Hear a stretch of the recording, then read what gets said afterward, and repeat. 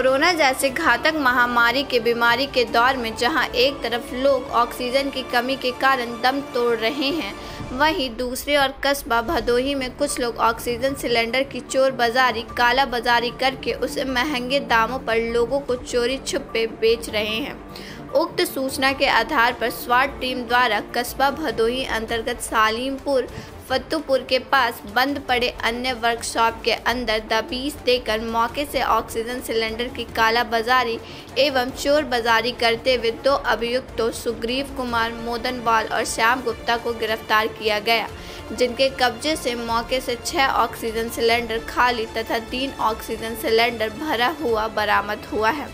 अभियुक्तों के कब्जे से सिलेंडरों के रिफाइलिंग का पैसा कुल 10,920 रुपये भी बरामद हुआ है।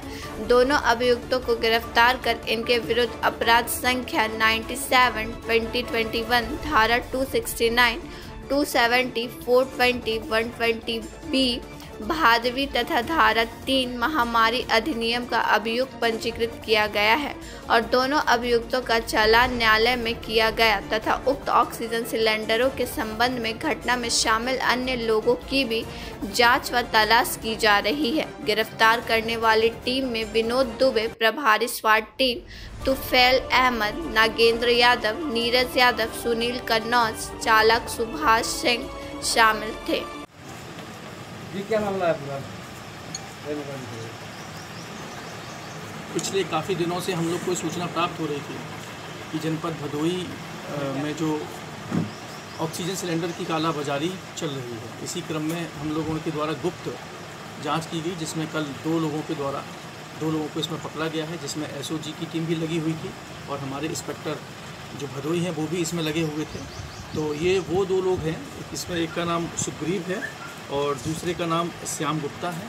ये दोनों ही लोग यहाँ पर पहले से ही ऑक्सीजन की सप्लाई करते हैं। चूँकि इस समय ऑक्सीजन के सिलेंडर्स की कमी हो रही है, तो इस वजह से इन लोगों ने इसकी कालाबाजारी करना प्रारंभ कर दिया और इसी की सूचना पर इनको कल पकड़ा गया है, जिसमें आप देख रहे हैं पीछे कि हम लोगों ने करीब 9 जम्बो सिलेंडर इनसे बरामद किए हैं और वो सारा सामान भी हम लोगों ने बरामद किया है जो ऑक्सीजन की सप्लाई देते समय काम आता है। ऑक्सीजन का रिफिलिंग का सामान भी हम लोगों ने प्राप्त किया है, जिसमें से एक सिलेंडर से दूसरे सिलेंडर में ऑक्सीजन को कम और ज़्यादा करते थे। तो इस प्रकार इनकी गिरफ्तारी की गई है।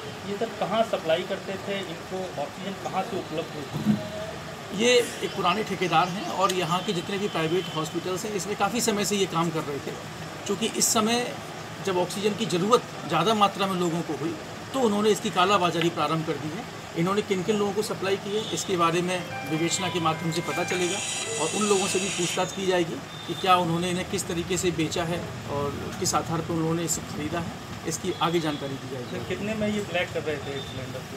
देखिए, अभी तक जिनको कल पकड़ा गया है उन्होंने 10,000 रुपये के आसपास बताया है कि 10,200 रुपये इनके पास से बरामद हुआ है और 6,000 रुपये में ये सिलेंडर की कालाबाजारी कर रहे थे।